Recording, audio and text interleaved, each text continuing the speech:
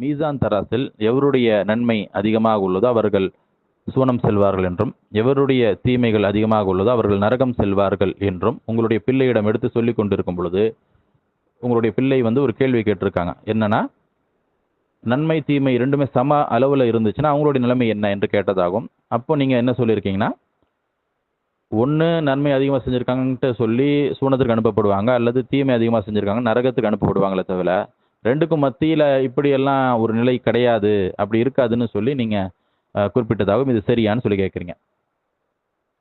அல்லாஹ் சுப்ஹானஹு வ தஆலாவுடைய எண்ணற்ற படைப்புகளை நாம் சிந்தித்து பார்க்கும் பொழுது நமக்கு உங்களுடைய அந்த பிள்ளை கேட்டதை போன்ற ஒரு கேள்வி கேட்க தான் தோணும். கேள்வி எழதான் செய்யும். அறிவுபூர்வமாக தான் அந்த கேள்வி உங்களுடைய பிள்ளை முன் வச்சிருக்கிறாங்க. ஏன் அப்படின்னாக்கா, அல்லாஹ் இரவுன்னு சொல்லி ஒன்று படைச்சிருக்கிறான், பகல்னு சொல்லி ஒன்று படைச்சிருக்கிறான். அது ரெண்டு மட்டும் தான் படைச்சிருக்கிறானா? இரண்டுக்குமே மத்தியில் மக்ரிப் அப்படின்னு ஒரு நிலையை அல்லாஹ் உண்டாக்கி இருக்கிறான்ல, அப்படிப்பட்ட ஒரு நேரத்தை அல்லாஹ் படைச்சிருக்கிறானா இல்லையா? மக்ரிப்னு சொல்லி பகல் இரவு ரெண்டுமே இணைஞ்ச ஒரு நிலை மாதிரி இருக்கக்கூடியது தான் மக்ரிபுங்கிறது. அதே போலத்தான் தூக்கம்னு ஒன்று இருக்கு, விழித்து கொண்டு இருக்கிறதுன்னு இருக்கு. இரண்டுக்கும் மத்தியிலான ஒரு நிலைன்னு இருக்குல்ல. அதே போல நீங்க சிந்திச்சு பார்த்தீங்கன்னா உங்களுக்கு இந்த மாதிரி நிறைய உங்களுக்கு யோசிக்கலாம். இப்போ அதே போல தான் பார்த்தீங்கன்னா சூடுன்னு ஒன்று இருக்கு, குளிர்ன்னு இருக்கு. ரெண்டுக்கும் மத்தியிலான நிலை இருக்குல்ல. வானத்துல மேகமூட்டம்னு இருக்கு, நல்ல பட்ட பட்டன் வெயில் அடிக்கிற மாதிரி இருக்கு. ரெண்டுக்கும் மத்தியிலான நிலைன்னு இருக்குல்ல. அதே போல நம்ம துன்யால வாழ்ந்துட்டு இருக்கிறோம். ஆகிரத்துன்னு சொல்லி அல்லாஹ் ஒரு ஒரு ஒரு வித்தியாசமான உலகத்தையும் அல்லாஹ் படைச்சு வச்சிருக்கிறான். துன்யா ஆகிரத்துன்னு மட்டும்தான் அல்லாஹ் படைச்சிருக்கிறானா, அல்லது இரண்டுக்கும் மத்தியில பர்சக் அப்படின்ற ஒரு ஒரு உலகத்தையும் அல்லாஹ் படைச்சு தானே வச்சிருக்கிறான், கபருனுடைய வாழ்க்கை. அப்போ அல்லாஹ்வுடைய படைப்புகளை நம்ம சிந்திக்கும் பொழுது இப்படி இடைப்பட்ட ஒன்று இருக்கிறது என்பதை நாம் என்ன செய்யலாம் என்றால், நாம் உணர்ந்து கொள்ள முடியும். இப்போ நன்மையும் தீமையும் சம அளவில் அப்படிப்பட்ட ஒரு நிலை ஏற்படுமானா, அறிவுபூர்வமாக சிந்திச்சிங்கன்னா ஆமாம் அப்படி இருக்க தானே செய்யும்.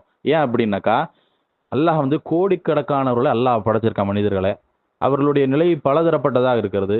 அல்லாஹ் நன்மையும் தீமையும் எடை போடும் பொழுது ஒரு தொகையினருக்கு அல்லாஹ் மட்டும் அறிந்தவர்களுக்கு நன்மையும் தீமையும் சம அளவில் வரலாம் தானே? சான்ஸ் இருக்கா இல்லையா? சான்ஸ் இருக்க தான் செய்யுது. அறிவுபூர்வமாக சிந்திக்கும் பொழுது சான்ஸ் இருக்க தான் செய்யுது. அப்போ இது சாத்தியம் என்றால் அப்போ குர்ஆன்லையும் ஹதீஸ்லையும் இதை பற்றி நம்ம கேட்டது இல்லையா, அப்படி இல்லையே அப்படின்னு உங்களுக்கு தோணுச்சுன்னா, அது காரணம் என்னன்னா, அதிகமான பயான்கள்லாம் சூனவாதிகளை குறித்தும் நரகவாதிகளை குறித்தும் தான் சொல்லப்படுது. ஏன்னா அதிகமான மனிதர்கள் சூனவாதிகளாகவோ நரகவாதிகளாக தான் இருப்பாங்க. அதனால தான் அதிகமாக அதை பற்றி சொல்லப்படுது. ஆனால் அதே நேரத்தில் ரெண்டுக்கும் மத்தியில் அப்படிப்பட்ட நிலையில் இருக்கக்கூடியவங்க இருக்கிறாங்களா, அதை பற்றியும் இருக்கானாக்கா சொல்லப்பட்டு தான் இருக்குது மார்க்கத்தில். அதுவும் திருக்குர்ஆன்லேயே இருக்கிறது. இதற்கு நீங்கள் 7ஆம் அத்தியாயத்தை எடுத்து பாருங்கள். சூரா அல் அராஃப்ல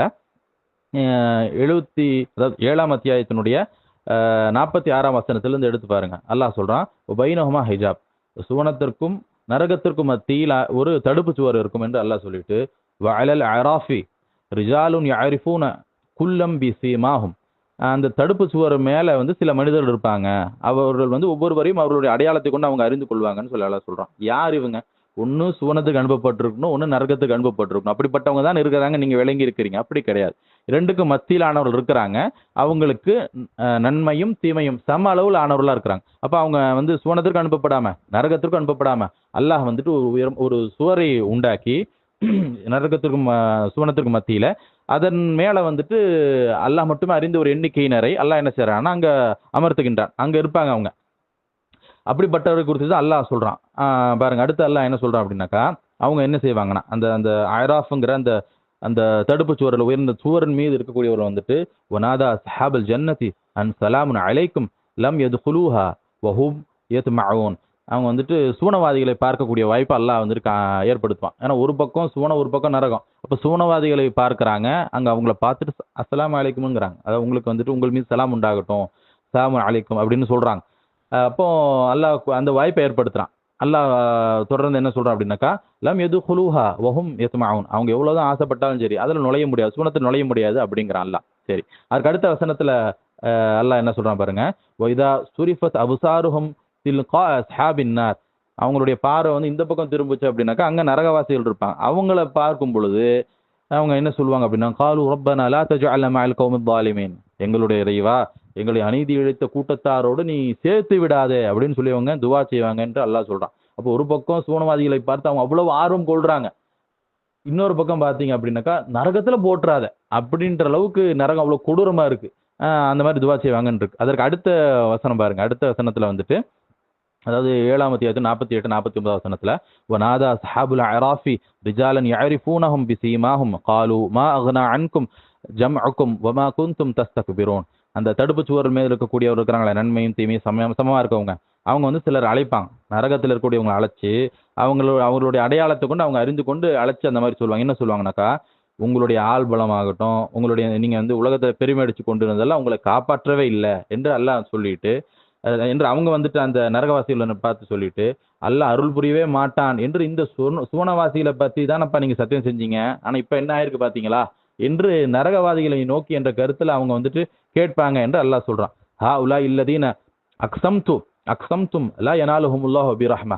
இவங்களை இந்த சுவனத்துல யார் அல்லாஹ் அமைத்திருக்கின்றானோ அவர்களை பத்தி தானப்பா நீங்க வந்து சத்தியம் செய்து சொன்னீங்க, அல்லாஹ் இவங்க மேல அருள் புரிய மாட்டான்ட்டு. அவங்க நிலைமையை பாத்தீங்களா அப்படின்ற கருத்துல அவங்க வந்துட்டு கேட்கறாங்க. இவர்களை குறித்து தான் அல்லாஹ் சொல்றான் பாருங்க, உத்குலுல் ஜன்னத லா ஹவுஃபுன் அலைக்கும் வலா அன்தும் தஹ்ஸனூன். அல்லாஹ் சொல்றான், இதற்கு பிறகு நீங்கள் சுவனத்தில் நுழையுங்கள், உங்களுக்கு எந்த ஒரு அச்சமும் இல்லை, நீங்கள் கவலைப்படவும் மாட்டீர்கள் என்று அந்த அராஃப் என்ற அந்த அந்த தடுப்பு சுவரில் மீது இருக்கக்கூடிய நன்மையும் தீமையும் சம அளவிலான மனிதர்களை நோக்கி சொல்லப்படுங்கிறான். அல்லாஹ் ரஹ்மானாக இருக்கிறான். அவர்களை வந்து அல்லாஹ் வந்துட்டு என்றென்றும் தடுப்பு சூரன் மீதே அமர்த்தி விடுவதற்கு, அங்கேயே விட்டு விடுவதற்கு அல்லாஹ் சக்தி வாய்ந்தவன் தான். ஆனால் ரஹ்மானாக இருக்கின்றான். அவன் அந்த மாதிரி செய்யலாம். ஆனாலும் ரஹ்மானா இருக்கிற காரணத்தினால, அளவற்ற அருளாளுங்கிறதுனால அவன் என்ன செய்யறான் அப்படின்னாக்கா, அவர்களை சுவனத்துக்கு அனுப்புறான். எவ்வளவு பெரிய ரஹ்மானா இருக்க பாருங்க. அப்போ இதுதான் அவங்களுடைய இந்த கேள்விக்கான பதில். அப்படிப்பட்ட மனிதர்கள் இருக்கதான் செய்யறாங்க. ரெண்டுக்கும் மத்தியில அவர்கள் எத்தனை பேர் என்ன அப்படிங்கிறது அல்லாஹ் மட்டுமே அறிந்த ஒரு எண்ணிக்கையில் ஆனவர்கள். அப்படிப்பட்ட நன்மையும் தீமையும் சம அளவுல இருக்கும். ஆனா அவர்களை அல்லாஹ் என்ன செஞ்சிடறானாக்கா, அவர்கள் செய்த பாவத்தை மன்னிச்சு அல்லாஹ் என்ன செய்யறான், அவர்களை சுவனத்துக்கு அனுப்பி விடுகிறான் என்பதை நாம இந்த வசனங்கள்ல இருந்து நாம் அறிந்து கொள்கிறோம்.